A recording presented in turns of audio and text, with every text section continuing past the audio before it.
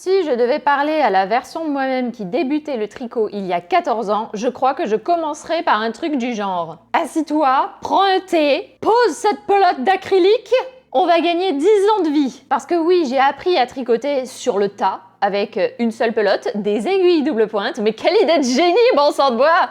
Et bien sûr, zéro idée de ce que je faisais. Et je peux te dire que j'en ai accumulé des erreurs. Toutes les erreurs, comme ça. Bam, bam, bam, bam. Peut-être que toi aussi tu te poses ce genre de questions. Pourquoi mon tricot roulotte comme une crêpe? Pourquoi j'ai mal au poignet alors que j'ai à peine fait 2 rangs? Pourquoi mes aiguilles circulaires font peur à mon chat et moi aussi? Mais c'est quoi cette obsession des échantillons là? J'ai signé pour faire un pull? Et moi aussi j'ai pensé comme ça. Et j'ai perdu des années à chercher, à galérer, à recommencer, abandonner, recommencer encore. Et à m'énerver sur des modèles qui disaient facile, alors que non, c'était Einstein level quoi. Alors aujourd'hui, j'ai décidé de te condenser mes 14 ans d'expérience tricot en quelques minutes de vidéo. 14 ans de découverte, de ratage, de ah mais c'est pour ça que ça marche pas, de tricot trop serré, de pull trop large, de modèles commencés un 17 novembre et jamais terminé. Ah!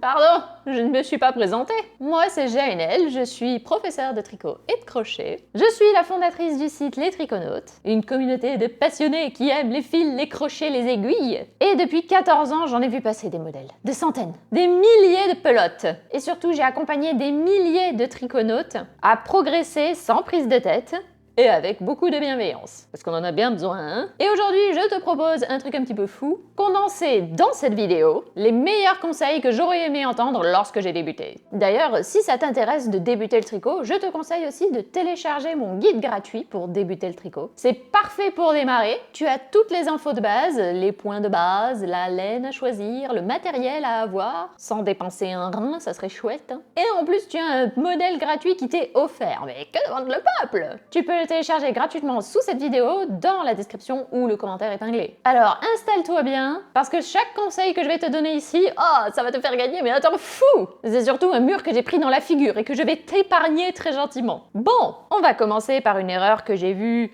chez au moins 90% des personnes qui tricotent de façon autodidacte et que j'ai moi-même fait pendant des semaines. Au début, j'ai accusé les aiguilles, puis en fait, spoiler, ce n'était pas elles. On va parler ici des mailles torse. Ou pour être plus précise, des mailles torse involontaires. Celles qui s'invitent sans prévenir, celles qui font comme chez elles, qui vont ruiner discrètement la régularité de ton ouvrage, sans que tu comprennes pourquoi d'un coup ton jersey ressemble à une côte de maille. Alors, pourquoi elles arrivent? Tu veux la vérité? Ce n'est pas que de ta faute. C'est surtout que personne ne t'a expliqué que la façon dont tu vas attraper tes mailles en tricot, ça change tout. Et oui, si tu prends le brin arrière, sans faire exprès, parce que tu te dis « Oh, c'est beaucoup plus accessible comme ça », bah en fait, non. Enfin, si, c'est plus accessible. Et en fait, tu crois que tu tricotes du jersey, tu te dis « Wow, c'est quand même vachement serré cette affaire, hein ». Et en fait, non, tu ne tricotes pas du jersey, tu tricotes du jersey torse. Ah, ma maille. Ça veut dire que ta maille, au lieu d'être normale, elle fait « boop », comme ça, elle se croise, comme ça. Du coup, bim, tu crées une maille torse sans le vouloir. Tu pourrais dire, ouais, mais ça va, une maille torse, c'est pas trop grave, non? Elle est juste un peu twistée. Ah, si seulement. Bah déjà, visuellement, ça te fait des colonnes toutes serrées, avec un petit effet tressé, pas franchement toujours homogène. Et en plus, techniquement, ça fausse ta tension. Tes mailles sont plus courtes, plus dures à tricoter. Ton ouvrage se rétrécit légèrement et tu te retrouves à dire, mais attends, pourquoi mon pull il fait taille 8 ans? Mais le pire dans tout ça, bah, c'est que parfois, tu peux passer des années à tricoter ainsi et à penser qu'en fait ton jersey il doit être comme ça, alors que non, pas du tout.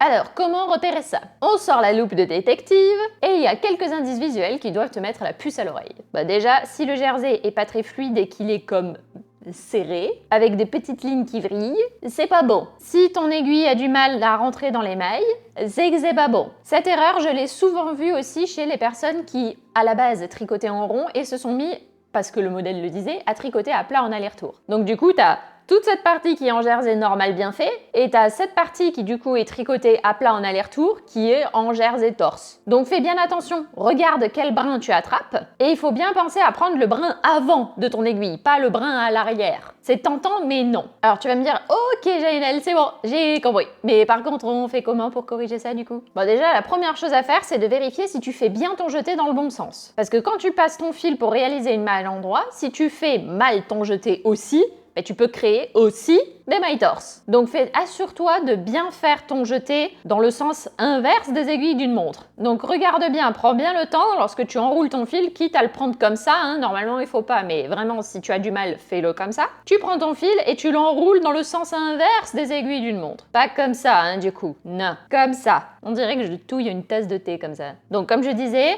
de là, comme ça. Là, c'est bien. Quitte à exagérer le geste au début, hein. Il vaut mieux exagérer le geste et pas se tromper que essayer de faire comme si ça se passait bien et en fait, ça se passe pas bien du tout. Deuxième étape. Si tu as déjà réalisé des mailles torse, du coup, et que c'est trop tard, c'est fait, pas besoin de tout défaire, tu peux la corriger au rang suivant. Tout simplement en la prenant par le brin arrière. Donc au lieu de piquer normalement, donc dans le brin avant, tu vas la tricoter en fait par derrière. Et hop, ça redevient normal. Comme si rien ne s'était passé. Très bien. Moi, en tout cas, ce que je te conseille de faire, c'est un petit entraînement express. 5 mailles en droit normal, 5 mailles en droit torse. Volontairement, hein, cette fois. Et tu essaies de travailler au repérage des différences entre ces deux mailles. Ça va exercer ton œil, et comme ça, en un clin d'œil, les prochaines fois, tu te diras « Ah, ça c'est une maille bien faite, ah, ça c'est une maille torse ». Parce que plus tu sais provoquer, plus tu comprendras, et plus tu comprendras, plus tu sauras corriger. Deuxième conseil, l'échantillon mal compris. Tu veux que je te raconte un truc un peu triste? Pas trop triste, hein, mais juste un peu triste. J'ai connu une triconaute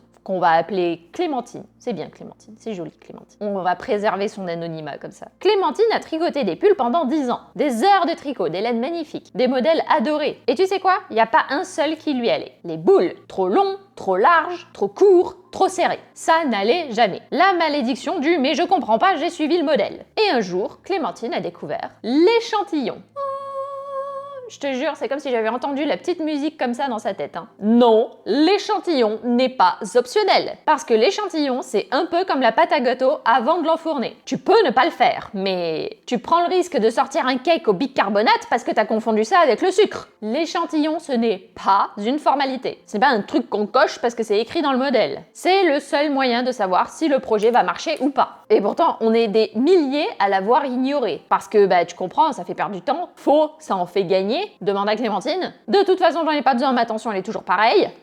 Faux. Jusqu'à preuve du contraire, on est des humains, pas des machines. Et parce que j'ai la même laine que dans le modèle, non, ça ne suffit pas. Et ta main, c'est la main de la créatrice peut-être. Donc non, malgré toutes ces raisons, il y a toujours une bonne raison de faire son échantillon. Et ça, ce ne sont pas des bonnes raisons. Bon alors, à quoi il sert ce carré? Pas compliqué. Ce petit carré, il va te révéler le bon nombre de mailles. Tu crois que ton pull il taille 38? Sans échantillon, il peut finir en 34. Ou en 44. Le bon nombre de rangs. Un bonnet qui dépasse le sommet du crâne, c'est drôle parfois, hein, mais parfois c'est juste parce qu'on voulait. La bonne forme du point. Il y a des points qui changent du tout au tout. Un point ajouré, ça peut transformer un pull en une beauté infinie ou en vieille serpillère flasque. L'échantillon, il te montrera le vrai rendu, pas le fantasme du modèle. Et enfin, le drapé. Tu veux un gilet fluide, pas raide comme un set de table. Tu veux une couverture qui tombe normalement, pas qui reste droite et tient debout toute seule, quoi. Bah tout ça, tu pourras le voir avec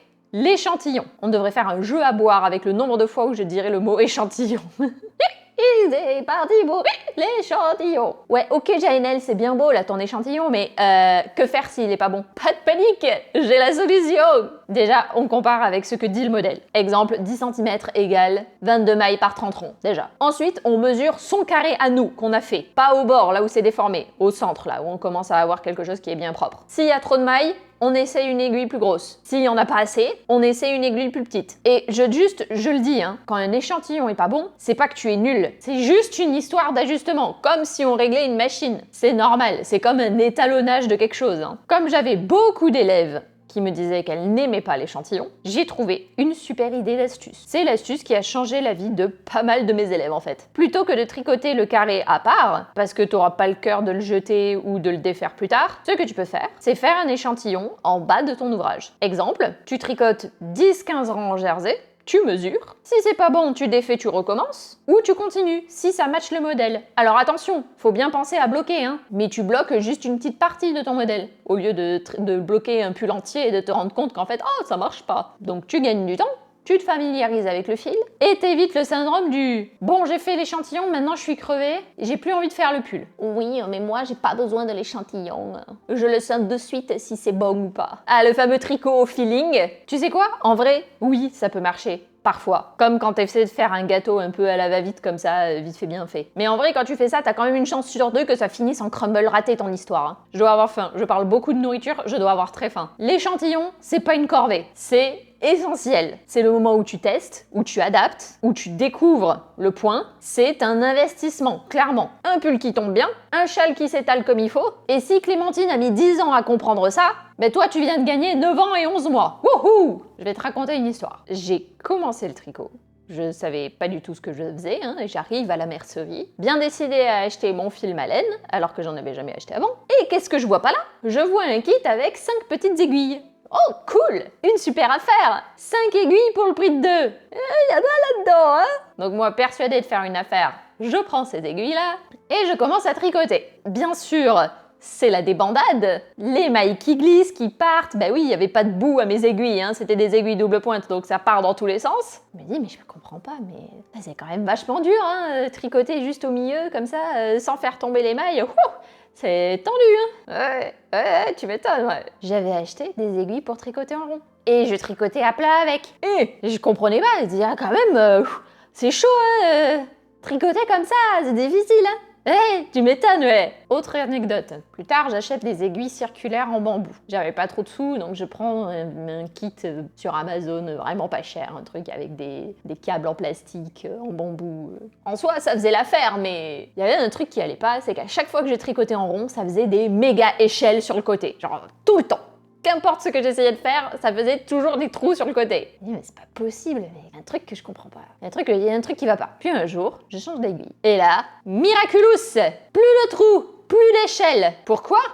Parce que les aiguilles en bois que j'avais achetées à Amazon, c'était des aiguilles de si mauvaise qualité avec un câble qui était tellement épais que, qu'importe ce que je pouvais faire, j'allais toujours avoir ces fichus trous. C'était pas moi le problème, c'était pas le tricot le problème, c'était ces aiguilles. On a tendance à croire que les aiguilles c'est secondaire, que c'est juste un outil interchangeable. Mais non! Les aiguilles c'est comme les chaussures de sport. Tu peux courir avec des tongs, mais crois-moi, tu vas en baver. Les aiguilles, elles vont influencer la glisse. Si c'est trop lisse, tu vas perdre des mailles. Si c'est pas assez lisse, tu vas rouspéter tout le temps, parce que tu vas devoir pousser les mailles, vraiment les allez vas-y, avance, comme ça, pour pouvoir avancer ton tricot. T'as le bruit aussi, on n'en parle pas assez, hein, mais pour celles et ceux qui sont sensibles à ça, c'est hyper important. Hein. Moi, je suis sensible à ça. Le tic tic tic tic tic du métal, le tac tac tac tac tac du bois, le squeak squeak squeak squeak du plastique, que moi j'aime pas du tout. T'en as plein, t'en as pour tous les goûts en fait. Hein. Et si tu tricotes souvent, ce son entre littéralement dans ton cerveau. Hein. Ça peut te détendre ou t'énerver. Et elles vont avoir aussi un impact sur ta fatigue. Trop lourde, tu vas finir avec une tendinite au coude. Trop rigide,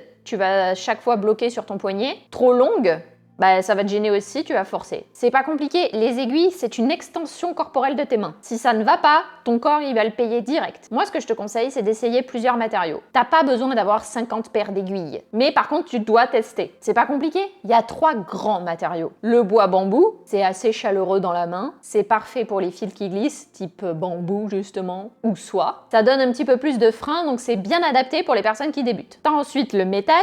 Lui, il est ultra glissant, parfait pour aller vite. Par contre, attention aux crampes. Il y a certaines marques qui sont plus lourdes que d'autres. Donc c'est pour ça que je dis teste. Et ensuite, t'as le plastique. Léger, pas cher, avec un grip qui dépend de la marque. Il y en a qui glissent plus que d'autres. Moins durable, mais parfois surprenant sur certains fils. À tester au moins une fois dans sa vie, histoire de se dire est-ce qu'on aime ou on n'aime pas. Moi, en tout cas, ce que j'aurais aimé qu'on me dise à mon début, c'est pas toi qui es nul, c'est peut-être juste la faute des aiguilles. Parce que changer des aiguilles, ça peut être vraiment magique parfois. Le fil accroche et c'est le métal. Tu t'énerves parce que ça glisse trop et c'est le bois. En tous les cas, tu mérites des aiguilles qui te respectent, qui te font kiffer ton fil. Kiffe ton fil, c'est bien ça. Pas des trucs qui crissent, qui coincent, ou qui te filent des ampoules à peine tu commences à tricoter. La bonne aiguille, c'est celle qui t'aide à oublier que tu tricotes. C'est celle qui laisse la magie opérer en fait. Sans douleur, sans colère, sans hurlement. Et crois-moi, parfois ton fil préféré, il attend juste la bonne partenaire pour vraiment briller. Tu connais cette sensation quand tu veux juste passer un moment zen avec ton tricot et que tu te retrouves à tirer sur le fil comme si t'essayais d'étrangler ton stress existentiel comme ça.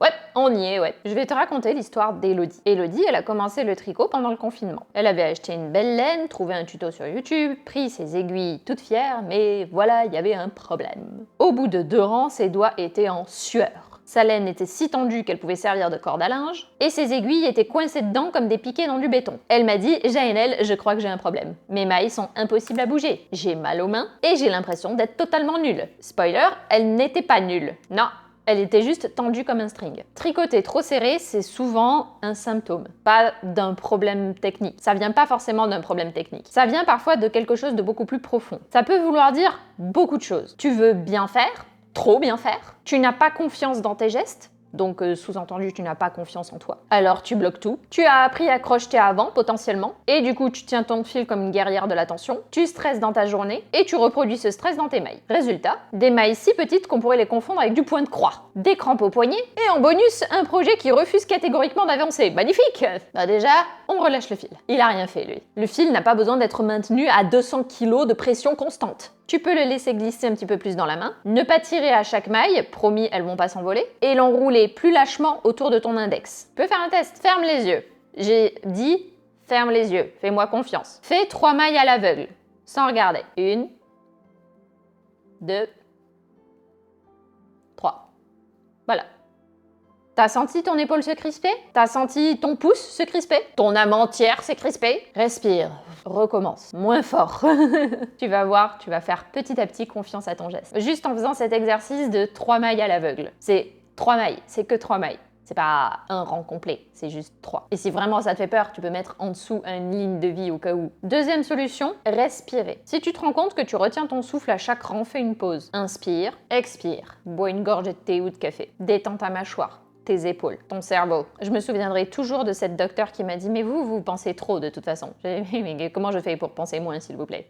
Je sais que ce que je suis en train de te demander, c'est difficile. Mais essaye de détendre ton corps. Parce que si tu veux un tricot plus souple, il faut que toi, d'abord, ton corps soit plus souple, plus détendu. Troisième solution, changer de méthode. Il se peut que ta manière de tenir le fil ne te convienne pas du tout. C'est pas compliqué, t'as 2 grandes familles dans le tricot. La méthode continentale, en tenant le fil dans la main gauche, plus rapide, apparemment, mais c'est faux, qui demande un bon contrôle de la tension, et parfois trop étriqué pour les débutants un petit peu stressés. Et ensuite la méthode anglaise, avec le fil dans la main droite, plus intuitive pour gérer la tension, et aussi étrangement plus logique. En tous les cas, teste les deux. Tu n'as pas à rester fidèle à une méthode ou à une autre. Ton style peut évoluer, ton style va évoluer et doit évoluer avec toi. Si ton tricot est trop tendu, c'est pas une question de talent, c'est une question de tension. Et souvent, c'est pas la laine que tu dois changer, c'est toi que tu dois écouter d'abord. Il y a beaucoup de personnes qui ne comprennent pas pourquoi je suis autant allergique que ça à l'acrylique. Je vais vous expliquer en partie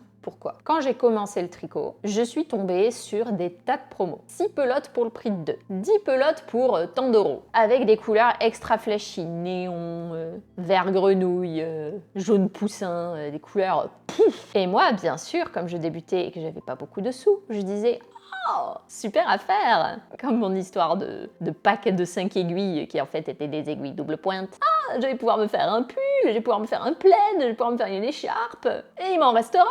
Oui, bien sûr, oui, c'est cela. Et j'ai eu le syndrome du stock acrylique. Quand on débute, on pense, je vais m'entraîner donc j'ai pas besoin d'acheter de la laine chère. Si je rate, au moins j'aurais pas gaspillé une belle fibre. De toute façon, j'ai pas l'argent donc ça sert à rien d'aller acheter de la belle laine. Et surtout, l'acrylique ça coûte 10 fois moins cher que la laine mérino. Oui, c'est vrai. Donc j'ai rempli mon panier au départ de laine acrylique. Et voilà, 3 mois plus tard, tu te retrouves avec un plaid rigide qui gratte les genoux, un pull que tu ne peux pas porter parce que dès que tu commences à le porter, tu transpires et ça sent sous les aisselles, c'est insupportable. J'ai fait un pull entier en acrylique. Entier, 100% acrylique, couleur bleu électrique. T'aurais dû me mettre à la puce à l'oreille déjà. J'étais fière comme un pan, jusqu'à ce que je le porte une journée entière. J'ai transpiré dedans comme dans une serre tropicale, ça collait aux vêtements, ça couinait, oui, ça faisait du bruit. Et le drapé, inexistant. Je l'ai porté une fois. Puis il a rejoint un coin obscur du placard. Je crois que je l'ai donné dans une malle à vêtements tu sais, les trucs pour faire des dons de vêtements. Tellement je le portais pas. Je l'ai vraiment porté qu'une seule fois. Et j'ai fait ça avec tous les cousins acryliques que j'ai fait après. Je les ai tous portés qu'une seule fois ou 2. Et ils ont tous rejoint après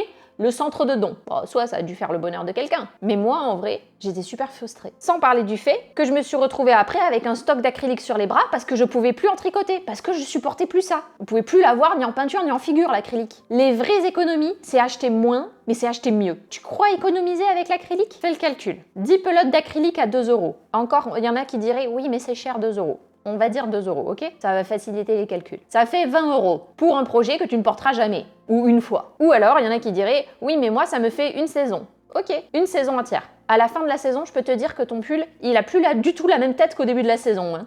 Surtout si tu l'as lavé, etc. Donc il faut le refaire.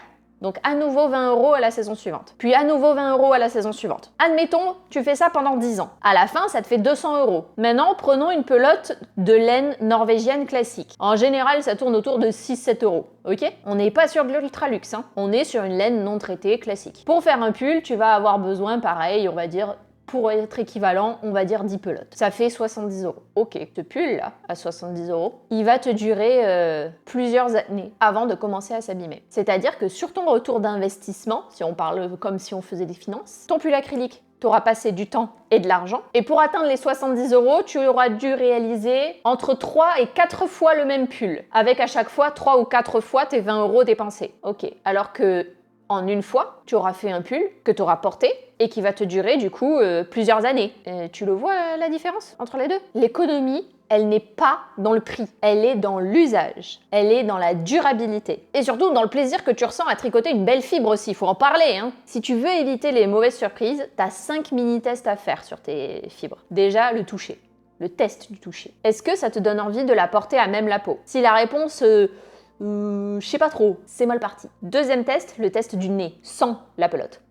Si ça sent le plastique, c'est pas bon. Si t'as une bonne odeur de laine de mouton, là c'est bon. Autre test, le test du frottement. Frotte-la entre tes doigts comme ça, là comme ça. Est-ce que ça couine? Est-ce que ça pique? Ou est-ce que ça fait juste un joli froute-froute? Si ça fait froute-froute, en général c'est plutôt bon. Si ça fait fruic, c'est genre ça fait un mélange un peu comme si ça craquait et ça grinçait, c'est pas bon signe. Et enfin, il y a aussi le test du prix, réaliste. Hein. Si c'est 1,50€ la pelote, c'est peu probable que ça soit du yak élevé dans les Andes en liberté. Hein. Et enfin, dernier conseil, lis l'étiquette. 100% laine? Ok, à vérifier maintenant si c'est agréable. Acrylique premium? Ça c'est du marketing, laisse tomber. Acrylique premium.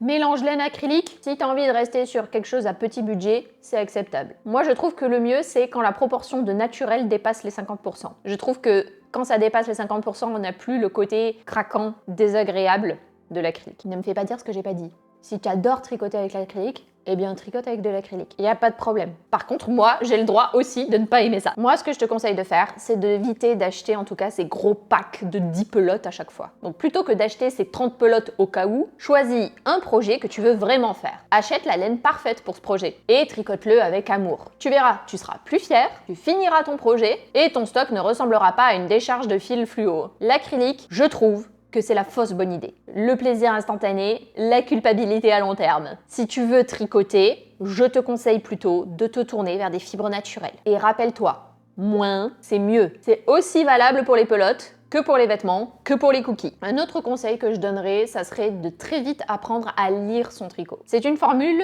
que j'utilise assez souvent. Pas faire du tricot, pas suivre un modèle de tricot, mais lire ce qu'il se passe entre tes aiguilles. Parce qu'en vrai, le tricot te parle. Mais si tu ne sais pas lire, ça donne des trucs comme j'ai une maille en trop là, non? Ou pourquoi mon jersey a des trous? Et attends, j'étais où déjà dans le motif? Et ça, c'est une cote de 2 ou un champ de bataille? Apprendre à lire ton tricot, c'est apprendre à lire une carte. Sans ça, tu fais un pas à gauche, deux à droite et tu finis à poil en haut du mont Jersey. Mais si tu sais lire ton ouvrage, alors tu vas de suite repérer les erreurs, pas 14 ans plus tard. Tu pourras corriger sans détricoter la moitié de ta vie. Tu comprends comment le point se construit. Donc tu avances même sans compter. En fait, tu prends le contrôle de ton tricot.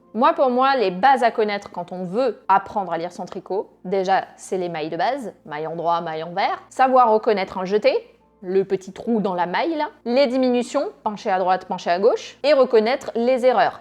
Une maille tordue, un trou qui n'a rien à faire là, une maille qui baille, et vraiment apprendre à reconnaître ça, ça change tout. Tu passes de « je subis » à « je comprends ». Tu veux progresser rapidement? Observe ton tricot, rang par rang. Pas juste pour voir si c'est beau, mais pour repérer le point que tu viens de faire. Et te demander est-ce que c'est logique, est-ce que ça se suit? Prends une photo, sérieusement. Zoom sur le tricot, compare avec le modèle. Tu verras parfois des trucs que tu ne verras pas à l'œil nu. Et place un marqueur pour marquer un rang tout particulier par exemple. Pour te dire, ok, à cet endroit-là, il y a quelque chose qui me paraît un petit peu bizarre. Je vais le marquer et je vais voir plus tard avec le reste du modèle comment ça sort. C'est un excellent exercice. D'ailleurs, en parlant d'exercice, si tu souhaites vraiment apprendre le tricot, je te conseille de télécharger mon guide gratuit « J'apprends le tricot de A à Z ». Tu vas voir, c'est un indispensable. C'est un guide qui est très complet avec des astuces, des techniques de base, une liste de matériel indispensable à avoir sans y laisser un rein et tous mes meilleurs conseils. Avec en plus un modèle gratuit qui t'est offert, c'est génial ça! Et pour pouvoir te lancer dès maintenant. Si tu souhaites le recevoir, il te suffit tout simplement de cliquer sur le lien dans la description ou dans le commentaire épinglé. C'est gratuit, c'est pour toi, c'est cadeau. Et c'est bien lié aussi au contenu de cette vidéo, donc c'est d'autant plus important. Autre conseil que je donnerais, ça serait de démarrer le tricot, ou en tout cas de passer rapidement aux aiguilles circulaires. Tu vois ces moments dans la vie où tu découvres quelque chose, tu te dis mais pourquoi on ne m'a pas dit ça avant? C'est exactement ce que vivent 98% des triconautes quand elles passent aux aiguilles circulaires. Avant, mal de dos, douleur au poignet, aiguille qui tape dans le bras du voisin dans le train, ton tricot qui pèse plus lourd qu'un labrador sur des genoux. Après, utilisation des aiguilles circulaires, libération musculaire, aiguilles qui tiennent dans le sac, projet transportable et confortable. Si je te disais le nombre de messages que j'ai reçus à ce propos, JNL, je regrette de ne pas être passé aux aiguilles circulaires plus tôt, ou encore je pensais que j'y arriverais jamais et maintenant j'y arrive. Et je ne m'en passe plus. C'est simple, c'est passer de la machine à écrire à l'ordinateur. Une fois que tu y as goûté, tu veux plus jamais retourner en arrière. Oui, les aiguilles circulaires changent la vie. Parce qu'en vrai, ça te fait moins de poids sur les poignets. Ton tricot, il repose sur le câble et pas suspendu comme une guirlande Ikea sur des baguettes. Tu peux enfin tricoter des heures d'affilée sans avoir besoin d'un ostéo aussi. T'as plus de flexibilité. Tu peux tricoter à plat, oui. Tu peux tricoter à plat avec des aiguilles circulaires, oui. En rond, bref, toutes les positions du tricot que tu veux. T'as 0 aiguille qui tombe. Tu sais, cette fameuse scène où tu fais tomber une de tes longues aiguilles. Et oui, c'est fini. Hein. Et ensuite, c'est facile à ranger et à transporter. Ton projet, il tient dans un tote bag, même dans ton sac à main. Je peux le dire, hein, je l'ai transporté ça un nombre incalculable de fois. Même dans la poussette du petit dernier si t'en as envie. Alors je veux de suite arrêter un mythe que j'ai lu et relu. Non, ce n'est pas fait que pour le tricot en rond. Il y en a beaucoup qui pensent que les aiguilles circulaires sont réservées seulement aux chaussettes, aux bonnets, aux pulls tricotés en rond. Et c'est faux! Tu peux tout à fait tricoter en aller-retour comme sur des aiguilles droites. La seule différence, c'est que tu as un câble souple entre les deux aiguilles. Tu montes tes mailles comme d'habitude,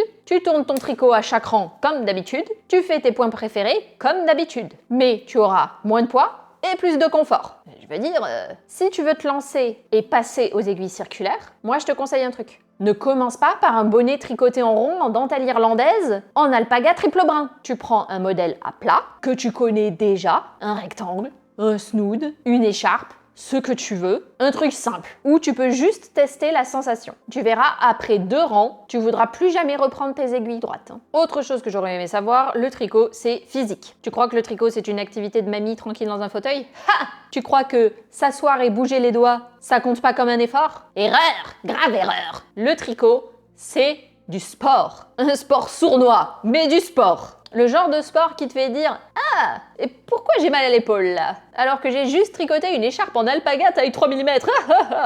Réponse: parce que tu as tricoté pendant 4 heures sans t'arrêter. Je vais te dire un truc. Quand j'étais en train de tricoter la couverture Elisabeth, oui, la fameuse couverture Elisabeth, 130 heures de tricot, des milliers et des milliers de mailles, avec un retard, parce que ce modèle devait sortir un certain mois pour le club des créanotes, et j'étais bigrement en retard. Oui, parce que j'avais accouché entre-temps aussi, bref, rien n'allait. Je me suis mise à tricoter comme une malade, et forcément, je me suis blessée 2 fois au poignet. Super. Pas besoin de chute, pas besoin de crossfit, pas d'accident de vélo. Non, juste 6 heures de tricot intensif, avec les épaules coincées sous l'effet du stress et les poignets pliés comme des bretzels. Résultat, inflammation, douleur, et j'ai dû porter des bandages aux poignets pendant 2 semaines, tellement j'avais mal. Bref, plus jamais ça. Ce qui est traître avec le tricot, c'est que tu ne t'en rends pas compte. Tu t'installes pour juste 15 minutes, et 3 épisodes de série plus tard, t'es toujours là.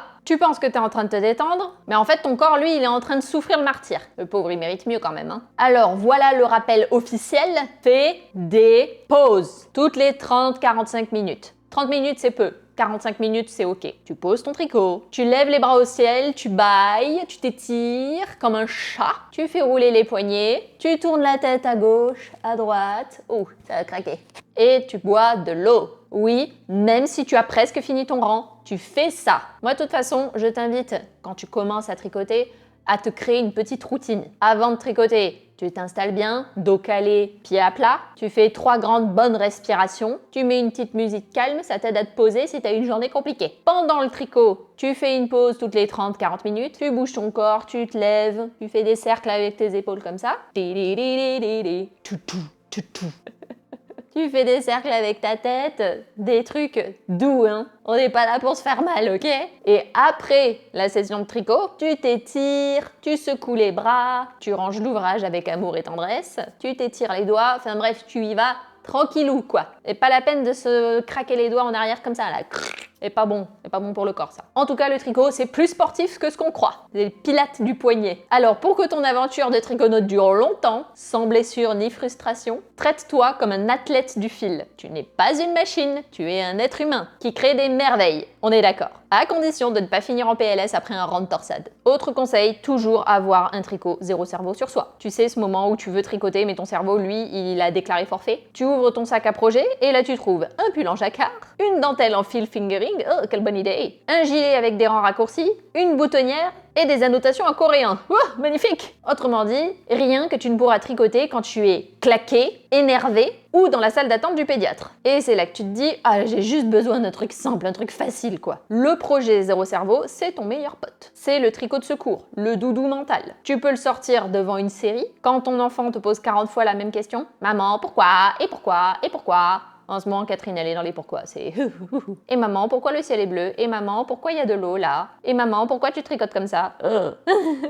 J'essaie de répondre à tout, hein, mais c'est difficile. Ou quand tu n'as que 7 minutes avant de partir, mais besoin de ton shoot de tricot. Pas besoin de compter, pas besoin de réfléchir. Tu tricotes, tu souffles, tu respires. Tu avances. Et tu sais quoi? C'est ça qui crée la constance. Parce que l'inconstance, ça vient rarement du manque de motivation. Mais plutôt de « j'ai pas l'énergie pour ça, pour ce projet-là ». Alors qu'un projet zéro prise de tête, tu avances même à 2 à l'heure. Et ça, c'est super fort. Moi, je te conseille d'avoir toujours un projet doudou. Dans les projets doudou, on compte tout ce qui est potentiel bonnet, bandeau, les snoods super aériens avec 3 brins de mohair mais tricotés en point mousse, donc c'est vraiment zéro cerveau. Une écharpe répétitive, un truc simple quoi. Voilà, t'as plusieurs idées, t'as qu'à piocher. Une chaussette aussi. Les chaussettes c'est bien, c'est zéro cerveau. Les chaussettes full jersey, talons double classique, zéro à penser. Il y a quelque chose également qu'il faut savoir, absolument, et que l'on n'a pas tendance à faire parce que ce n'est pas naturel. C'est savoir abandonner un projet. Il y a un plaid dans un sac, planqué tout au fond d'un panier, lui-même caché derrière un meuble, lui-même recouvert par un vieux tote bag. Je peux pas, j'ai tricot. Et ce plaid,